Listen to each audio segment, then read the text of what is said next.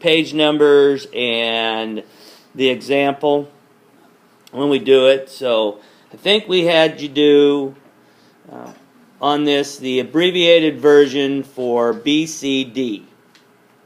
So cadmium. Cadmium, when you look for it, it is in row 5 or period 5. So we'll go ahead and use the noble gas. I know a couple of you didn't have the noble gas written in. You have to have the noble gas. You can't just write it wherever. You got to show where you're starting from. So that would be KR.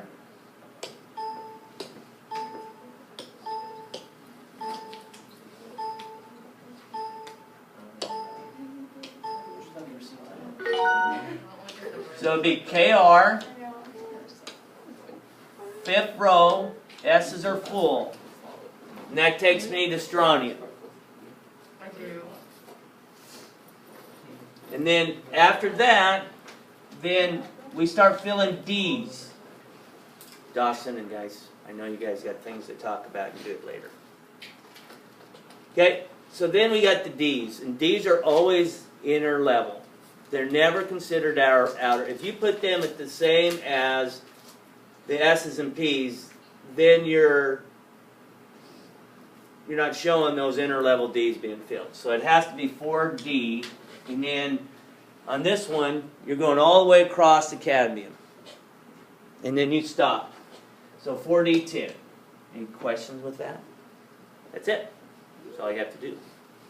If you had to do the longhand version of this, and we don't want to do this, it's a pain for me to grade. And later on, you'll find out it's a pain to do orbital notation. We're going to show you orbital notation today. We do not want to do orbital notation with this. So I won't do the longhand on this one. I'll do one that's even a little bit longer to show you what the difference is. We're really only concerned with the outer level electrons when we do electron configuration to begin with, for the most part. So it'd be just 2 electrons in the outer level that we're dealing with. Okay. All right. So the next one that you had to do was selenium. Selenium is in the row above, so we're going to pick argon as our starting point. Any questions on how we determine the starting points? You guys know that. Take the one above it. And then that puts you on the next row of your element, which starts at potassium. And that's the 4th period across, so it's 4s2, the level. Then 3d10. And then some of you might have put 3p down, and you can't, because they're on the same level as being filled as the s's. So that would be 4p4. Questions on that? Not 3p4. Alright, so how many electrons are in the outer level for selenium? How many electrons? 4. Nope. Oh. How many? 6. Oh. Because we got to look at anything in the 4th level. Okay, so that would be, those 2 are given. That's cadmium, and this is selenium. And then the last one you have to do, I think, is a little bit easier, is fluorine. So that one would be really easy. Fluorine is He, then 2s2, 2p5. Any questions with those? Okay. So we'll go on the next, and I'll just write these answers real quick on these as well. So I think you had to do ACD, right? Yeah. All right, so barium is next. Oh, this one's so easy, right? Xenon 6s2. We're done. This is the one I'll do longhand for. So this is what you have to look forward to if you cannot do abbreviated.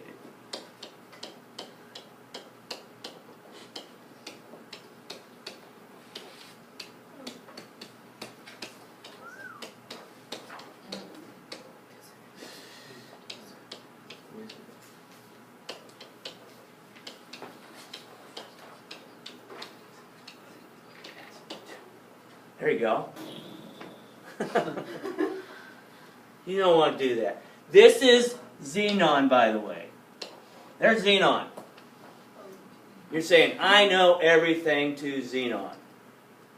Okay, and I think you could do it, but it would be laborious, and it would be kind of painful. It would be really painful, not kind of painful. All right? Yes? Could you please define laborious? It's a lot of labor you put into it, and you're really not getting much out of it.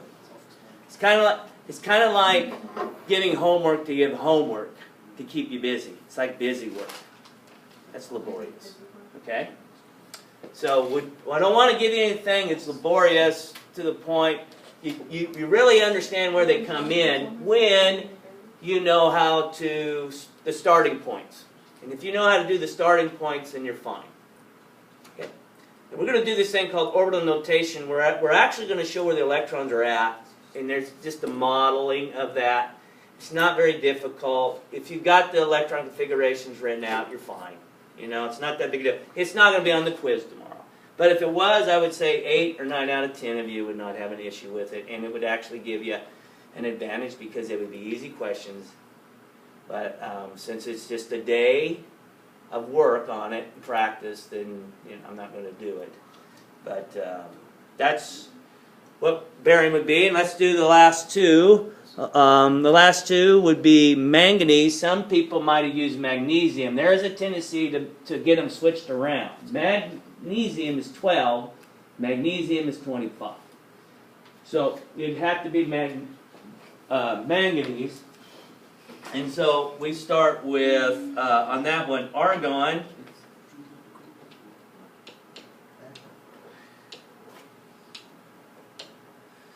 Okay, and then it would be 4s2, 3d5, right?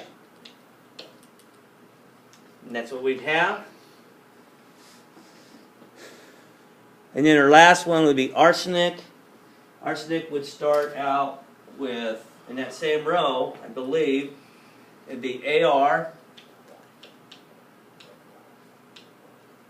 and it'd be 4s2, 3d10, 4p.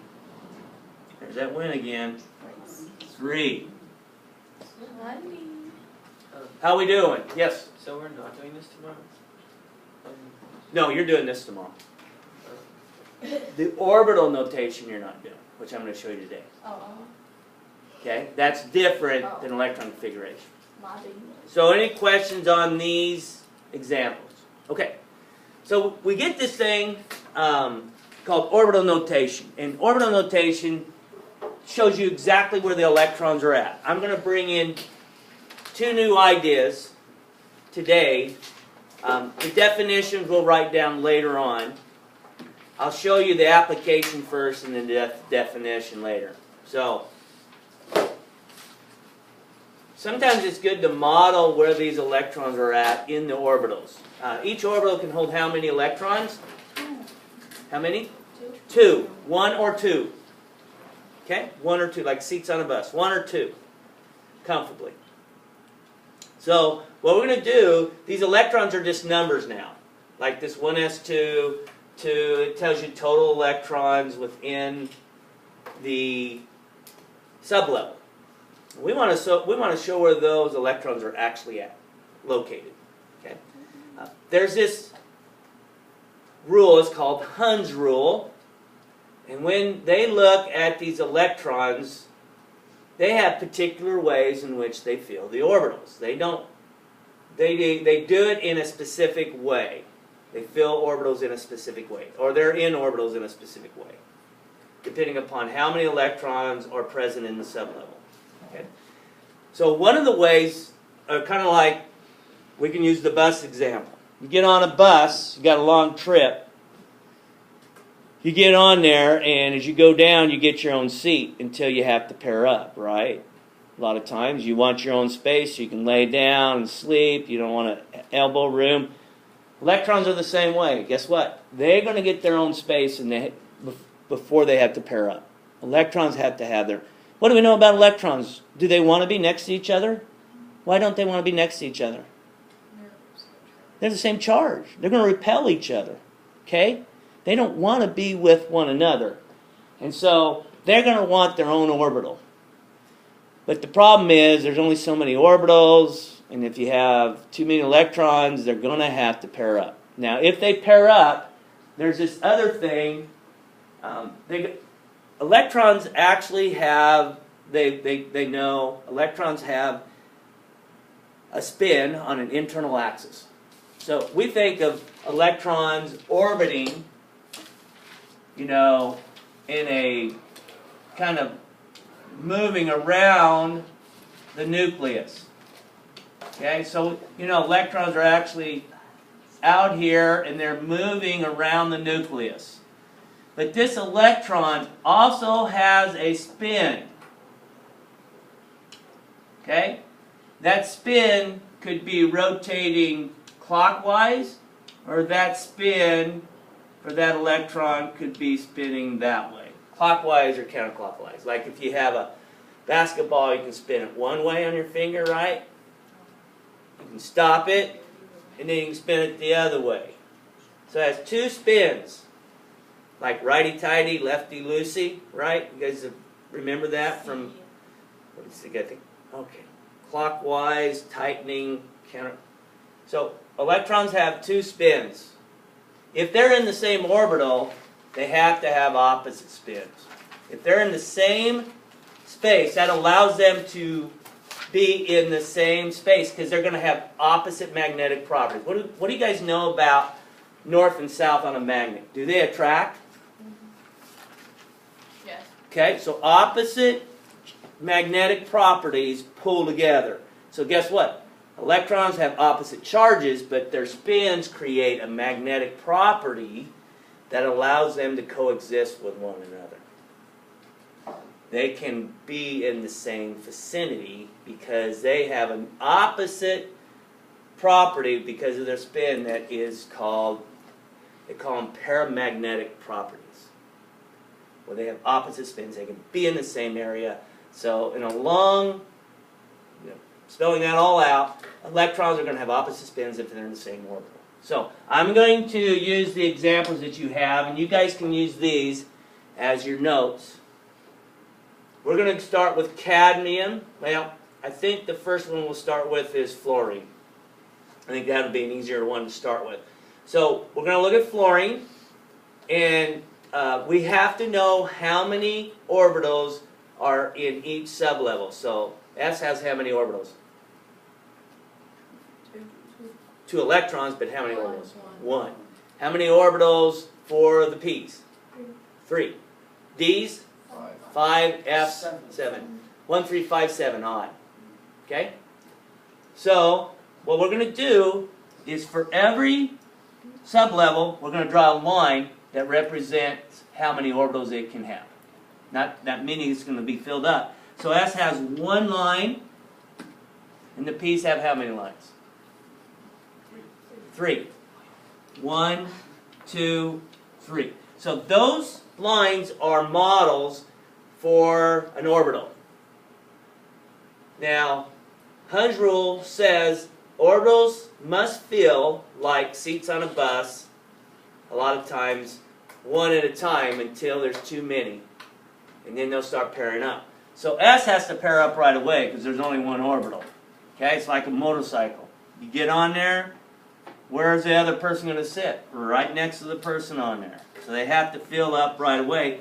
You're going to have an arrow going up, and guess what? The other arrow is going to go which way? Down, because we know that within that orbital, that electron has opposite spins. So it's just a way of showing that there's two electrons there, they have opposite spins, now they can be in the same space. Okay, when you fill orbitals that have more than one, like 3 and 5 and 7, you need to fill them in one at a time, and then pair them up later on. Now, when you fill them in, they have to be going, this is Hunds Rule, says that electrons tend to want to have the same spin in each orbital before they pair up. So right now I got 3 electrons with the same spin. So Hunds Rule says orbitals need to fill one at a time with the same spin before they pair up. So I got 3, now I got to pair up how many? 2. So I go down and down, and then that would be the electron or orbital notation. This is called orbital notation. Because what we're doing is we're showing the orbitals and notating where the electrons are at and what kind of spins they have. Questions on that? So all you're doing is following your electron configuration to show where the electrons are at, and you're filling the orbitals one at a time with the same spin before you have to pair them up. Okay, let's pick manganese. So I want you to do manganese and see if you get it right. So do the lines for manganese.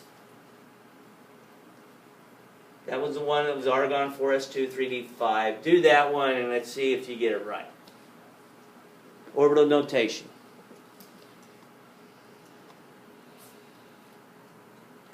This one you're going to have, manganese is going to have 1, and then 1, 2, 3, 4, 5. So you go 1, 2, full, and then you're going to have 5 arrows all going up,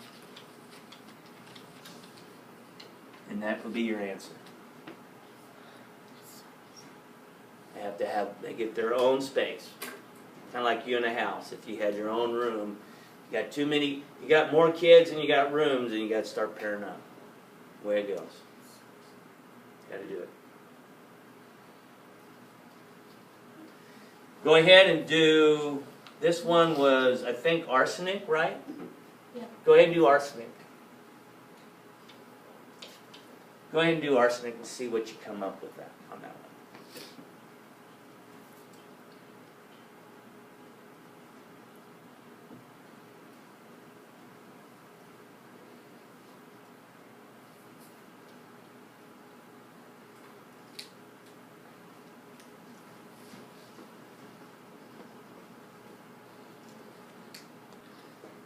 Okay, and I'm going to go ahead and rewrite this up here so I can show them a little bit better.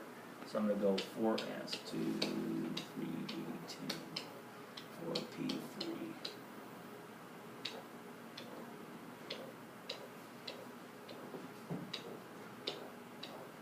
So these would all be filled. Of course, the D's are all filled. And then your P's would be 1 each. You would have. You wouldn't pair them up until you had to. So the P's would look like this. And that would be the orbital notation. Now, can you imagine doing those lines for this one? It would seem, it'd be laborious, right? Yeah. Very much so. Very much so. Very much so laborious. Okay. So you guys feel good?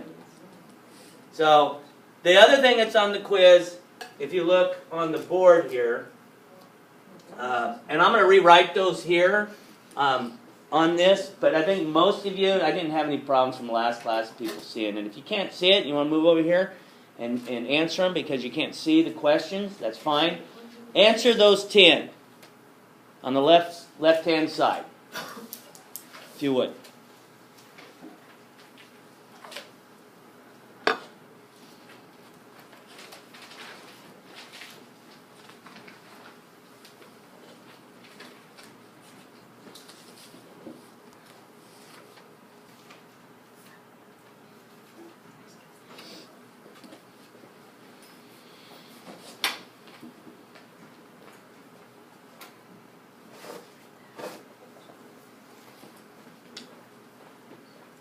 Question number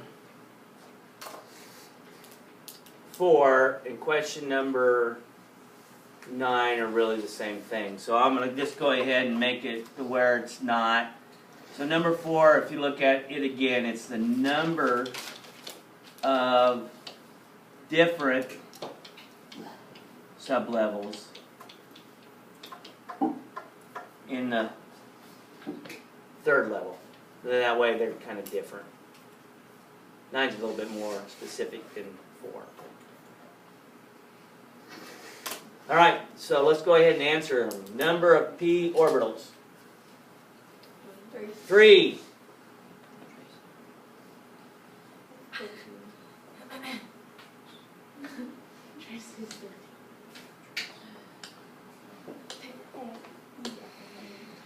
So we'll have 3.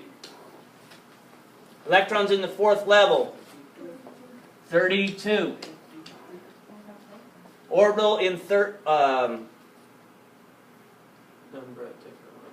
yeah, I probably, orbitals in the 3rd level. So we'll say number of orbitals in the 3rd level. How many? 5. 9. You're thinking of D's, I think. I think you're thinking of the D sublevel. The D's come in the 3rd level, but you also have S's and P's. So S's is 1, P's are 3, D's are 5. So there's 9. But you can take half of 18, because we know there's 2 in the 1st, which reduces it to 1 orbital.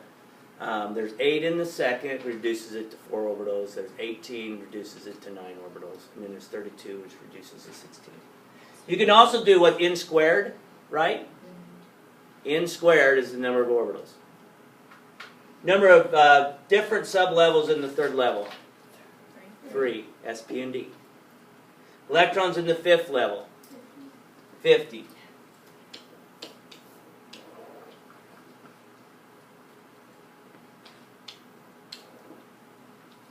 Sublevel with 7 orbitals.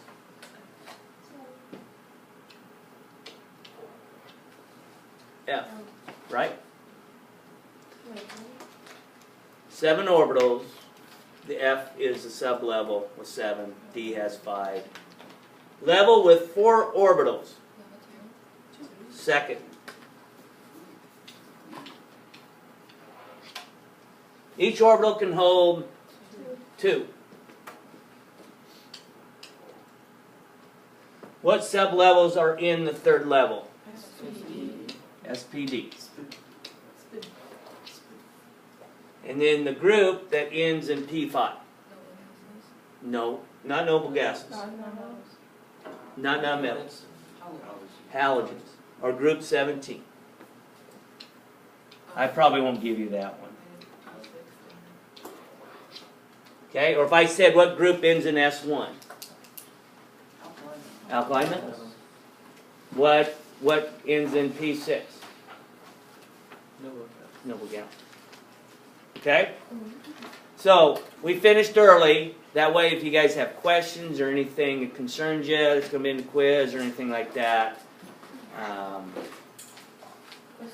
you just need to bring up. So, can't retake it. Better get your questions answered. It won't take you too long, because if you really know electron configuration, those don't take very long to do. And these type of questions. Levels up, the kind of assignments we had earlier at the end of last week. We talked about a lot of this information, and we went over that in your assignment in that. Summative. Yep. So be ready for it. I feel pretty good about it, but a lot of times I feel good about it, and then I get shocked.